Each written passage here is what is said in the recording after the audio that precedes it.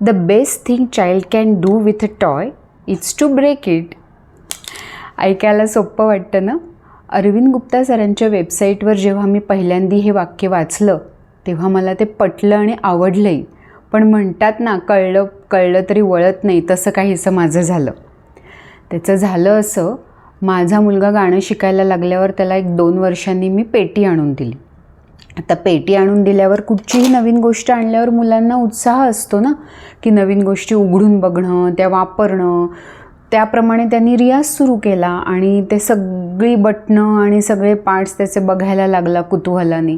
आणि एक दिवस रियाज करता करता त्यांनी ते सगळी पेटी उघडली आणि तो बघायला लागला की सगळ्या काळ्या रंगाची बटणं आणि सगळ्या पांढऱ्या रंगाची बटणं असून सूर वेगवेगळे कसे वाजतायत ते आपल्याला आत दिसलं पाहिजे.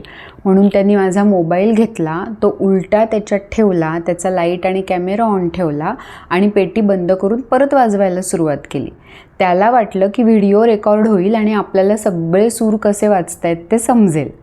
अर्थात तेव्हा तो लहान होता, 7-8 वर्षाचा असेल. पण पेटीचे सूर बंद झाल्यावर मी आत कामात जे बिझी होते ते धावत बाहेर आले आणि बघितलं की काय झालं. कारण आपल्या डोक्यात तेच, पेटीची किंमत.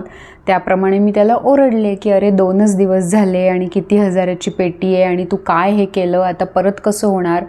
पण त्याचा एवढासा झालेला चेहरा बघून मला जरा वाईट वाटलं आणि खरं कारण कळलं तेव्हा मला आश्चर्य वाटलं की अरे हो, खरंच त्यांनी किती कुतूहलाने ती पेटी उघडली होती आणि मी आपला किमतीचा विचार करत होते.